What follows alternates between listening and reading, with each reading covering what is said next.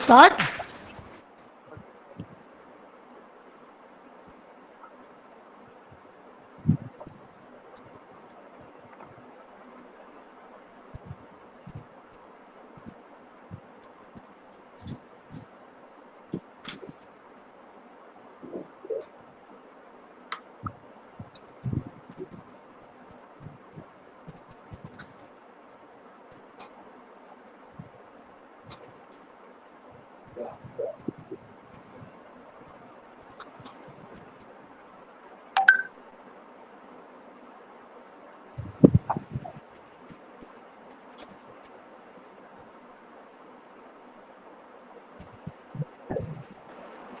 So Ganpati Bappa Moria.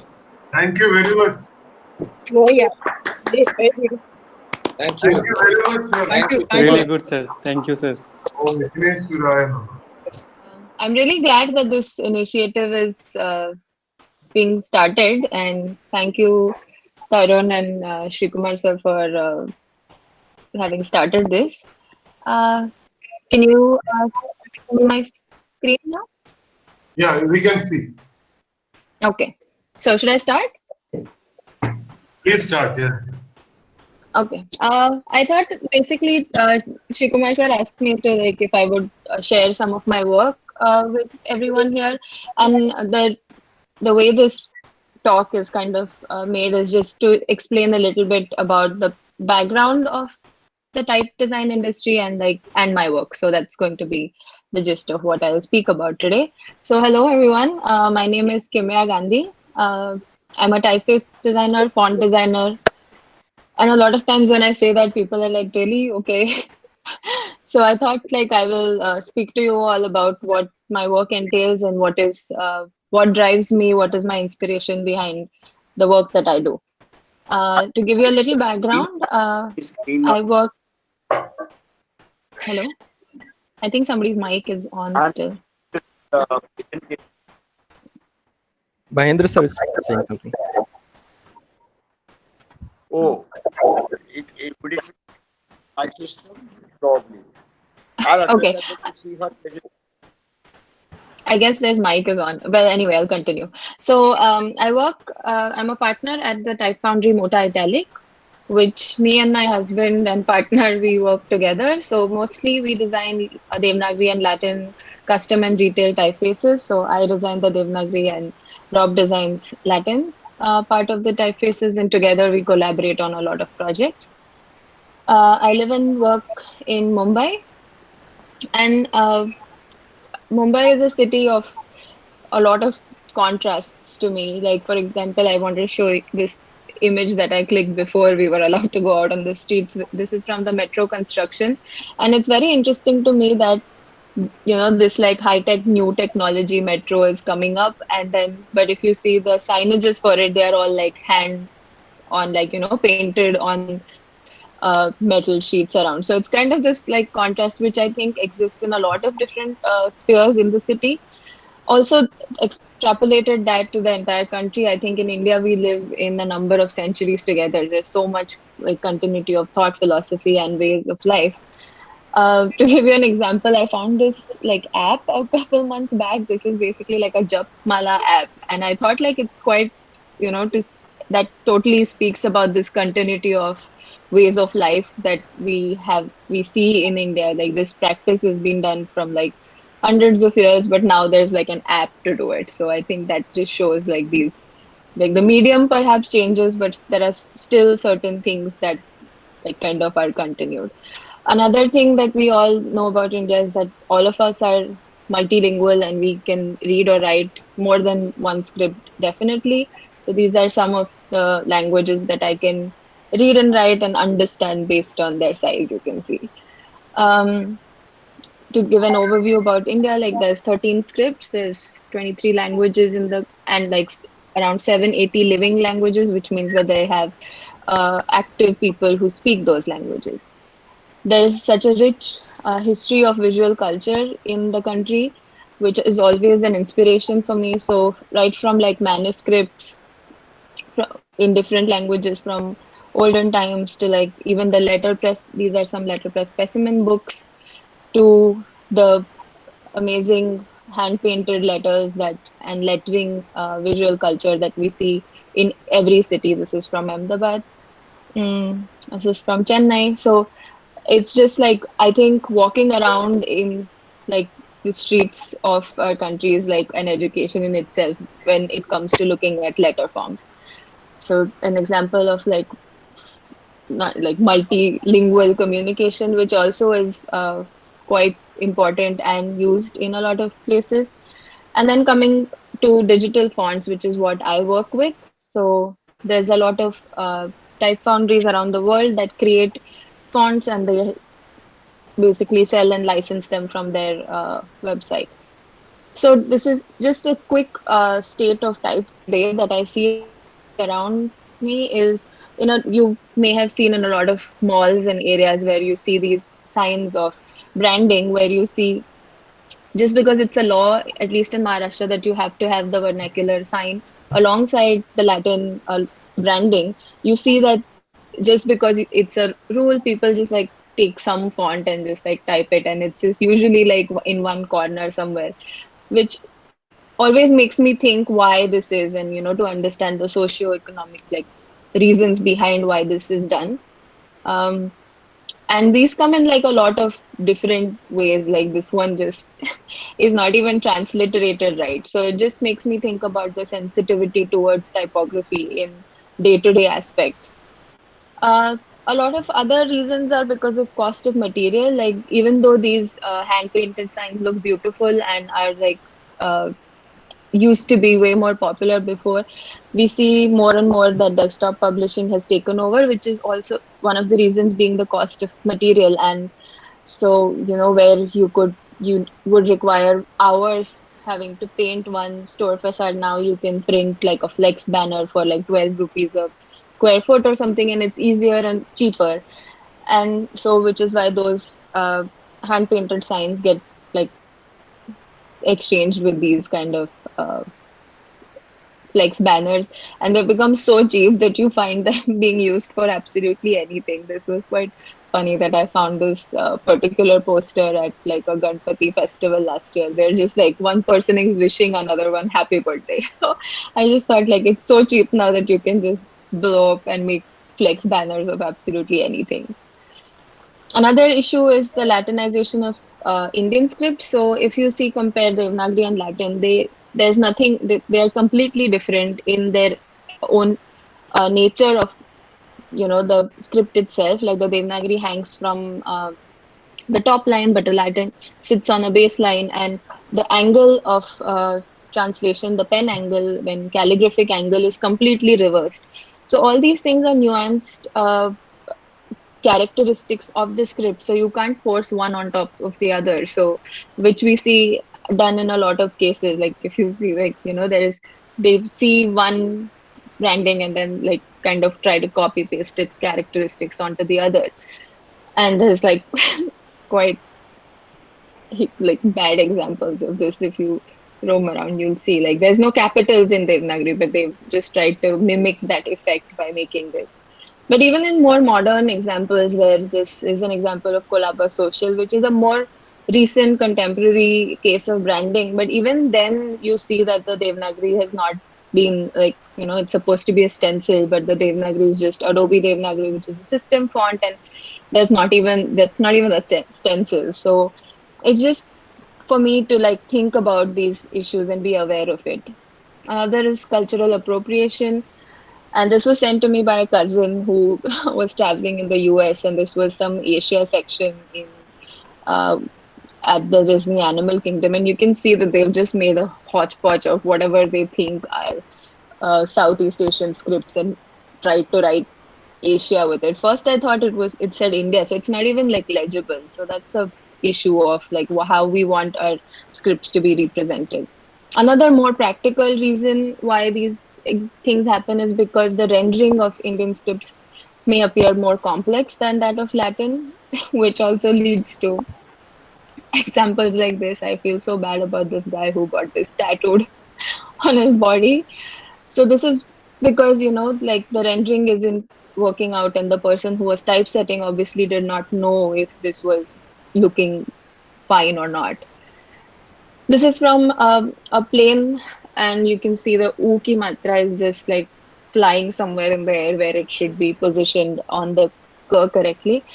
And this may seem like a very small issue and trivial to a lot of people, like, but a lot of times I hear, but you know what it is.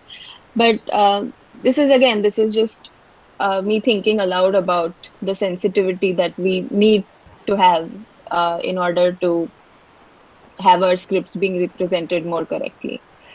Mm, Open source licenses, like for students and a lot of graphic design agencies, I know is a boon now because of Google Fonts. You have a wide variety of Devanagari fonts that are available open source, basically free.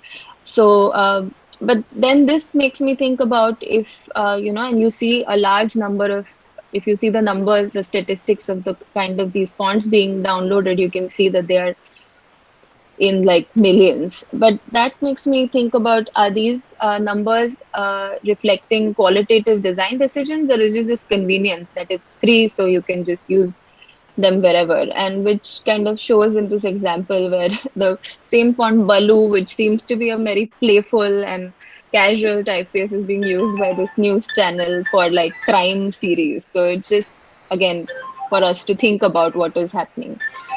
Another thing in India is the hierarchy of problems, and we are just a different demographic. And if you're one of these people standing on the platform, you definitely don't care about the state of the bitmap font on the. Kimya, you are on mute.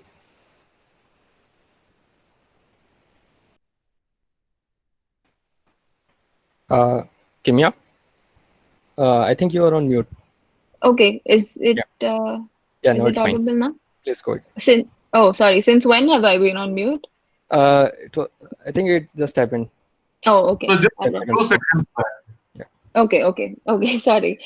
Well, this was just kind of an overview of certain things that may seem very negative, but that's not just the case. I think in the past decade or so, the technological advancements, and there has been more and more standardization that has opened up great new possibilities for designing typefaces in Indian scripts. And I think it's truly an exciting time to be a typeface designer currently. For example, with respect to font software and support, you have newer software that make it way easier and have interfaces that allow for the designing of Indian scripts in a much more uh, efficient, easy way. This is an example. I'm just showing this because this was a tutorial from Glyphs, which is the software that I use for creating fonts. And this was a tutorial that we wrote about creating Devanagari fonts. So if there are students in the audience, they can go check this out later. And there are a lot many more type foundries. For example, for when I started designing typefaces, which was in 2010, there was only Indian Type Foundry, which was just about starting. And now when I look at the number of younger, more contemporary foundries, there has been a big increase in that number as well. So there's new typefaces for newer typography. Especially in this current time, I feel it's more relevant in this lockdown that we're sitting in. Most of our communication is through devices, and we are getting our information from phones and iPads. So the need for better typography is like even more important right now. So we see a lot of multi-script typefaces. This is Ek Type, Balu, the type family, who have created many multi-script typefaces with an effort of having coherent designs across all scripts. There is typefaces that are inspired from popular culture, and basically I will just then just show what all of this background makes me work with, and these are some of my experiments with type.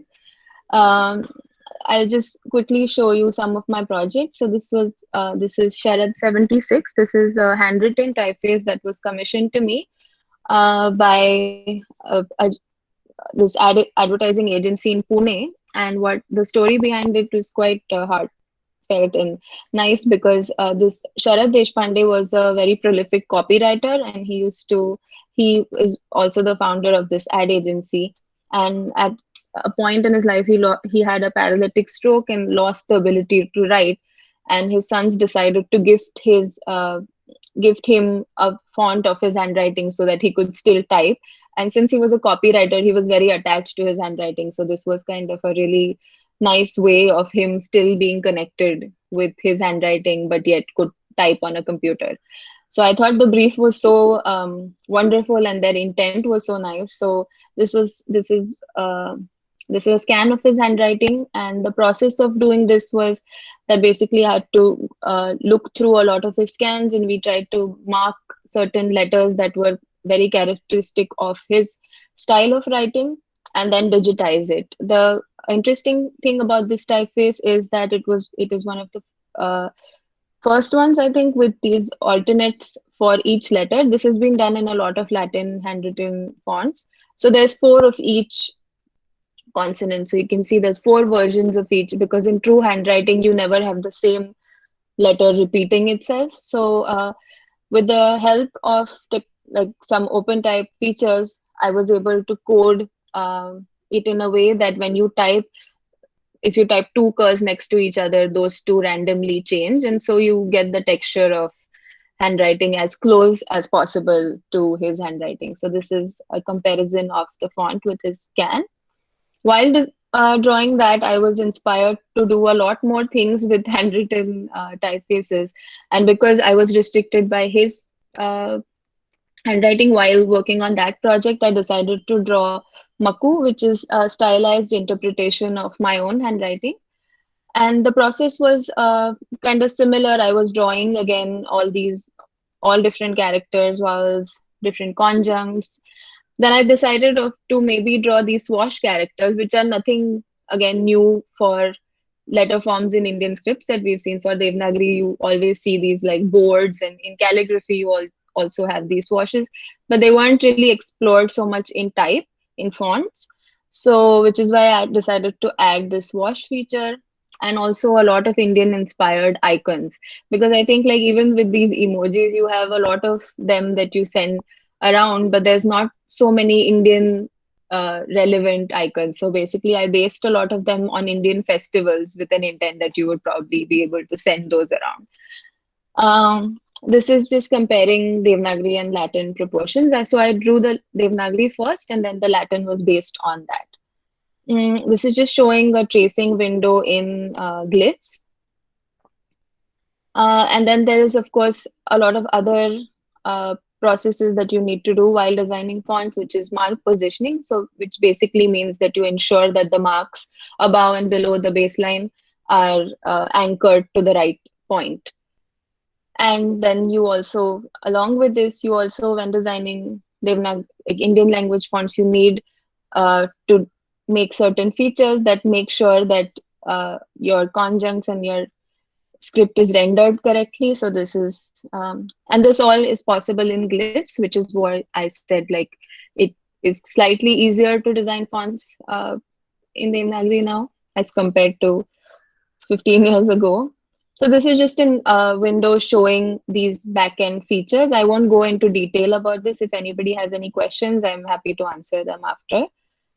So Maku is eventually now has Latin, Greek, Cyrillic, and Devanagari.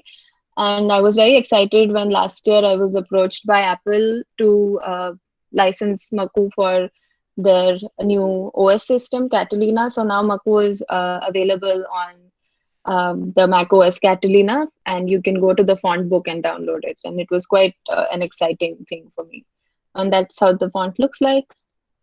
And this also again has 4 to 5 alternates of letters. And there are these swash forms. Oh, sorry. Sorry.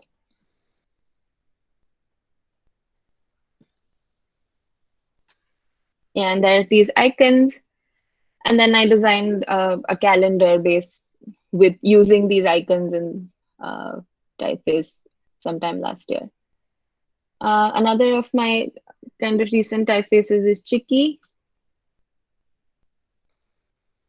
Chicky is basically a display typeface, and the main feature of it is that it doesn't have any curved strokes. It is all made from straight lines.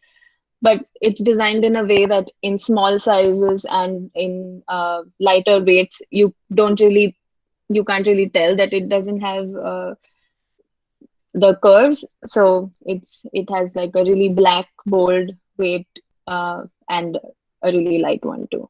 And this is also, I think, the first variable font that was commercially released. Variable fonts is also the latest font format. Again, I won't go into detail about what variable fonts are. If you have any questions, I can answer them later. Basically, it's like a scale that you can drag your weight and widths on, and so basically you can select your own bold instead of me saying, giving you four different specific weights. It has one font file which has all the information that you need about the font. While I was working on Chiki, I got quite, actually when designing like fonts, it gets a little tricky sometimes to just work in black and white. So color fonts is also another new font formats and technology that is coming up, which is not supported on all platforms. So it's still in its early stages. But I decided to draw this like 3D bevel style for Chiki. I got really excited and I started making all the base characters. And then I realized it was 6 layers in each character. And there's around 1700 glyphs in it. So there was like 10,000 something layers that I had to draw. So then I stopped because I was like, I'll come back to it later. But this is something that I just, when I'm having on an off day or something, I do kind of still work on these. Some upcoming work that I would like to share is I will be releasing a Gurumukhi version of Chiki. So I've always been interested in learning new scripts being from India.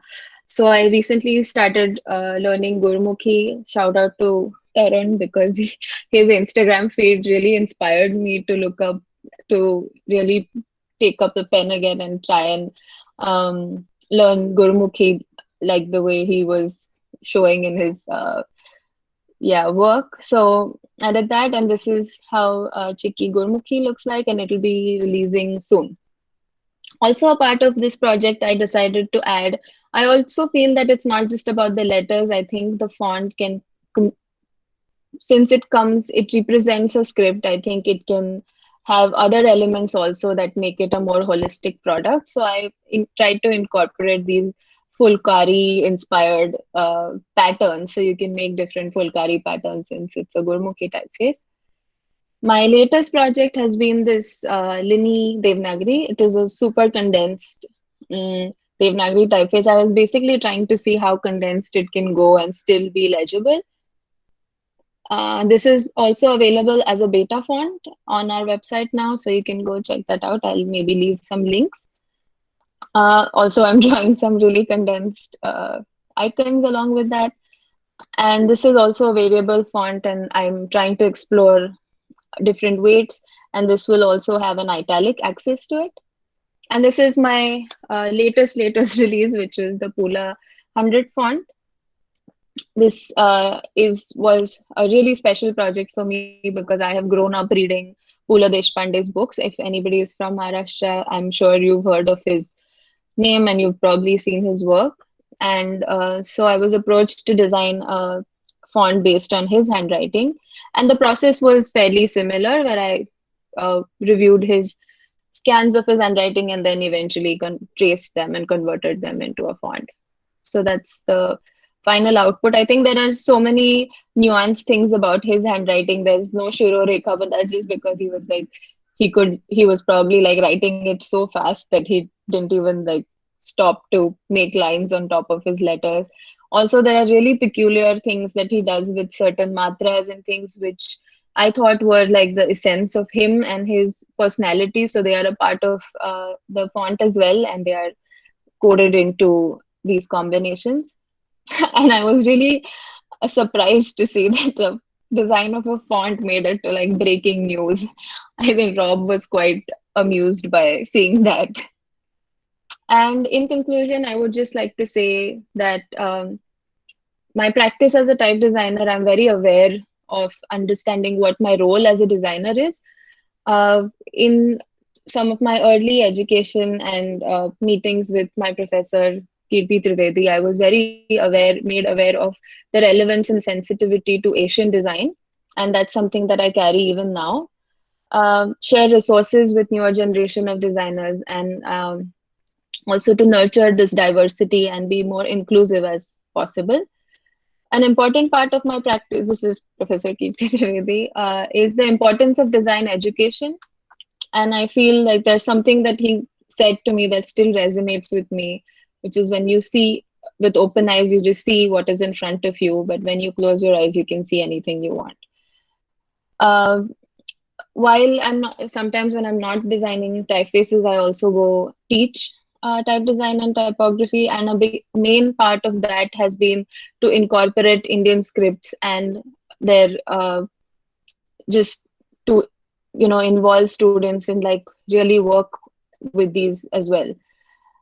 So this can be in different forms, and as a process and byproduct of this, I've also kind of worked on designing certain material, because a lot of online resources for type design are very Latin centric and not so much for Indian type design. So that's also an opportunity for designers to create more content. I think this is not really meet people and collaborate. I think this this thing that we are doing right now is also a part of this, that when you meet people, and type design cannot just happen in isolation. When you speak to linguists, when you speak to all other people who use your typeface, I think that's when it makes the whole experience quite richer. I miss meeting people in this lockdown, but I'm thankful that I have gotten this opportunity to talk to all of you, even via the computer. I enjoy collecting and archiving material, which also I believe will be very important in the future of type forms and letter forms. And lastly, I believe in like using our voice. I think like especially in this lockdown, I again think that I've realized that we are not like essential workers. We don't like save lives or anything, but I think our work will impact the visual landscape of the future, and that is a big responsibility, and I do take that seriously. And thank you. That's what I had to say. Thank you for Thank you listening. very much. I particularly loved the dingbat that you tried, which goes with the font. That's a very good idea. There's a lot of fun in the font that you have done, because I see mostly type designers tend to become very rigid in their approach and process. You have brought in a lot of fun into the work. Very, very nice, very fresh to see that. Thank you. Thank you. Hi, Kimya. Hello. Hi. How are you? I'm good. How are you? Yeah, Good, Kimya, good. like, I have a few things to ask you to share the things, like, so what is the difference between this multiple master font and variable font which you have developed? Yes. So Can you multiple elaborate? the way your file is set up. So you have like masters are basically like the ends of the axis. So my light and my extra bold are the two master files, like the main files, and which you also need for create. And variable font is like a font format. So you have like a .otf or .tf. Variable is just like a font format. So for that also you need the masters that like they are not related to each other. It's so you can create a variable font from a multiple master font file, basically. Yeah. One more thing is like yeah. Hello. I have a small question. This is when you work with the slider to change the weight of the type. So it will also change the proportion? It depends on your file. So the slider is basically right now not many software support variable font as well. This is kind of like if you're using a variable font online, maybe then you can put your CSS value and decide what weight you want. So I think the proportions, like in the case of what I showed, I had the axis which was only a weight axis, so it went from like light to bold. But if you look up variable fonts online, you will see that there's people go from like sans serif to serif. Like that could also be an axis. So then you have different. it change. Proportions will alter. No, like for example, in InDesign or whatever, you just change the width of the type, make it condensed or expanded. Basically, change proportion and makes the type look very ugly. No, but this is designed. This is designed to be that width. So it's not like you are forcibly trying to stretch it. It is like as a type designer, I will draw that expanded weight. So when you're scaling it and using the slider, you're still working in the parameters that the designer intended to. So it's not forcibly scaling anything. Yeah. So, Kimya, what are the complexities when you design a variable font? Can you just elaborate it to the other people? Actually, there's no complexities while designing a variable font as such. If you design something that is interpolatable, that means like if you have a multiple master file and if the number of nodes basically in the lightweight have to be equal to the number of nodes in the black weight. And once that is done, then there's no other things that you have to do to create a variable font. No. So the kind of point plotting on the font itself. Yes. Yeah, that's what I was asking. But that is not any different from when you create an interpolatable OTF font file as well.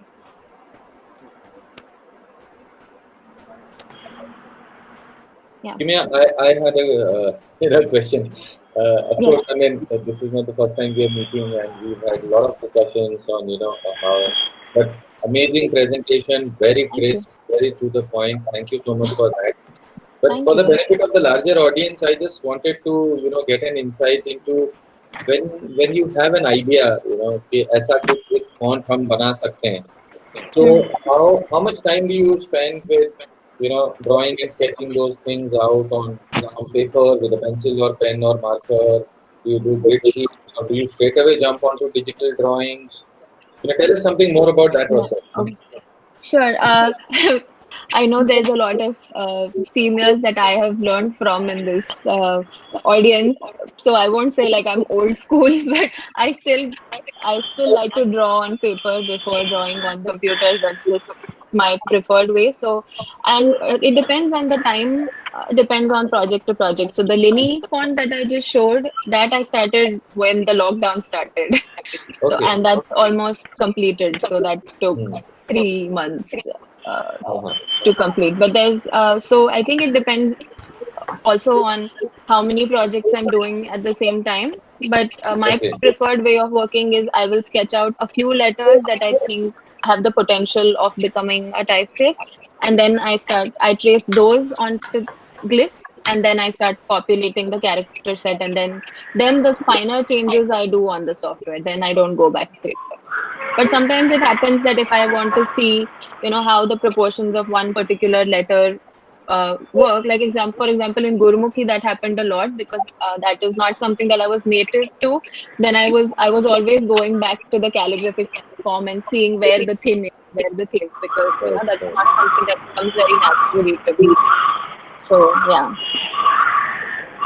Wonderful. Thank you.